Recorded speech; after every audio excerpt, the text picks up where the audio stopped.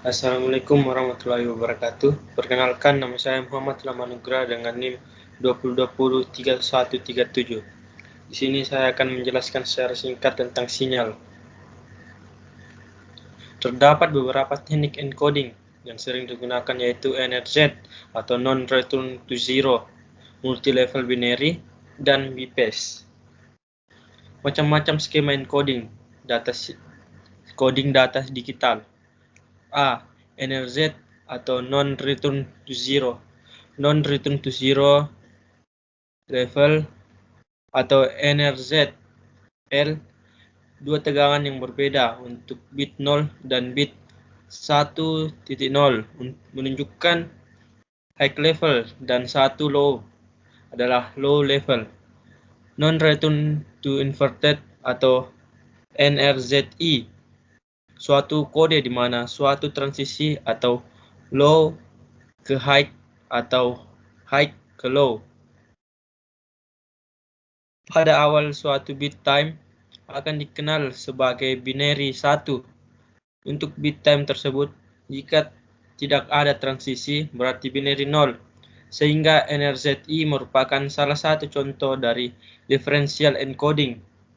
0 sama dengan tidak ada transisi dari awal interval atau 1 bit time. 1 transisi di awal interval.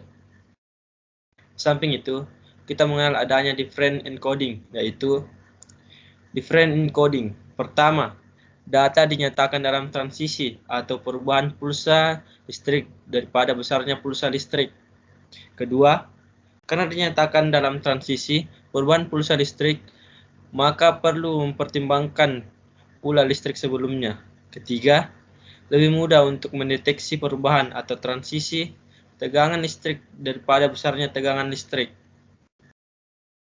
Multi-level binary, bipolar AMI dan pseudo-ternary.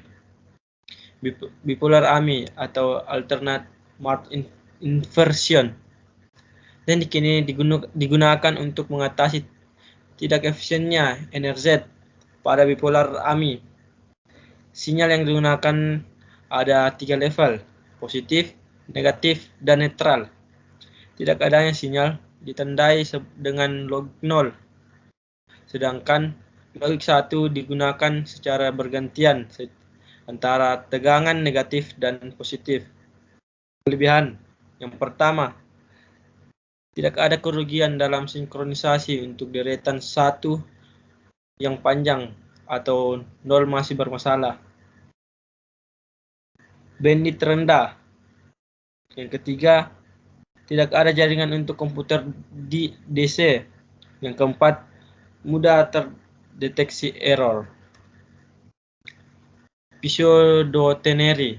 Pseudo-ternary merupakan kebalikan dari bipolar AMI yang menggunakan sinyal logik 0 sebagai tanda adanya pergerakan sinyal, baik positif maupun negatif. Sedangkan jika tidak ada sinyal, maka digunakan logik 1. Kedua metode encoding diatasi, bipolar AMI dan pseudo-ternary merupakan multi-level binary. Karena menggunakan 3 level sinyal, keduanya memiliki beberapa kelebihan dibandingkan NRZ. Yang pertama, kemampuan sinkronisasi yang baik, dan yang kedua, dapat menampung bit informasi yang lebih. Sedangkan kekurangannya dibandingkan NRZ adalah memerlukan receiver yang mampu membedakan 3 level, plus A, min A, dan 0, sehingga membutuhkan lebih dari 3 dB kekuatan sinyal dibandingkan NRZ untuk probabilitas bit error yang sama. BPACE, Manchester dan differential Manchester. BPACE memiliki kemampuan yang baik dalam sinkronisasi dan terdeteksi error, dan BPACE tidak memiliki DC. Akan tetapi, kekurangan dari teknik ini adalah lebih besarnya bandwidth yang digunakan dibandingkan dengan multi-level binary. Sebagai perbandingan, gambar di bawah ini menjelaskan perbedaan binary dan inner set. Manchester, suatu kode di mana ada suatu transisi pada setengah dari periode. Setiap transisi low ke high memiliki logic 1 dan high kalau memiliki 0. Dan ini digunakan pada IEEE 802.5 yang merupakan standar untuk internet. Carrier Sense Multi-Level Access atau Collision Detection atau CSMA CD. Access Method dan Physical Layer Specialization. Differential Manchester, suatu kode di mana logic 0 diwakili oleh adanya transisi di awal periode suatu bit dan logic 1 diwakili oleh ketiadaan transisi di awal periode suatu bit. Teknik ini digunakan pada Institute of Electrical dan Electronic Engineers yang merupakan standar untuk lokal dan Metropolitan Area Networks atau LAN atau MAN.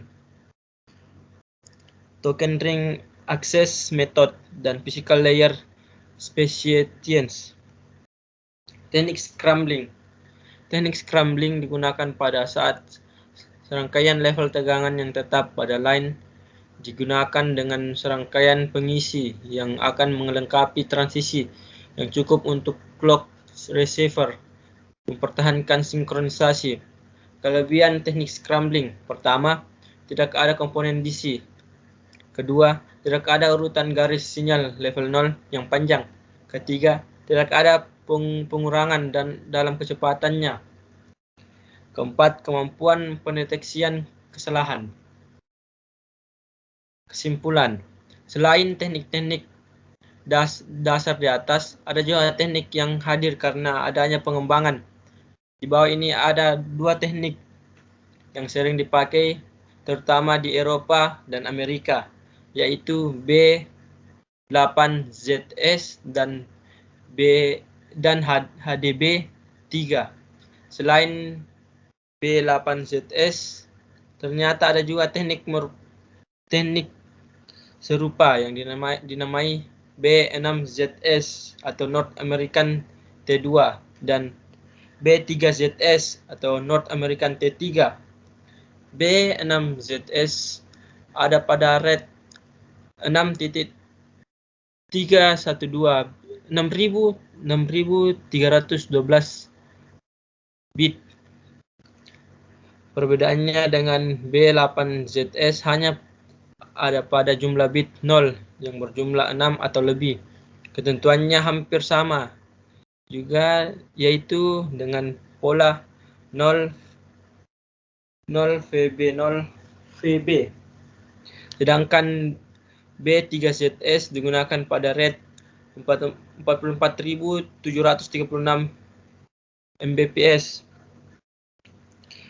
dan dipakai jika ada 3 atau lebih bit 0 yang berurutan. Setiap 3 bit 0 tersebut akan diganti sesuai dengan pola 00V atau B0V. HDB3 atau High Detention Bipolar 3 European Carrier sama seperti bipolar AMI, kecuali setiap 3 kali biner 0 diganti oleh 3 kode pengganggu yang berpola 000,000 plus atau 00. Kelebihannya untuk telekomunikasi jarak jauh. Yang kedua, kemampuan sinkronisasi yang lebih baik. Dan yang ketiga, tidak adanya DC komponen.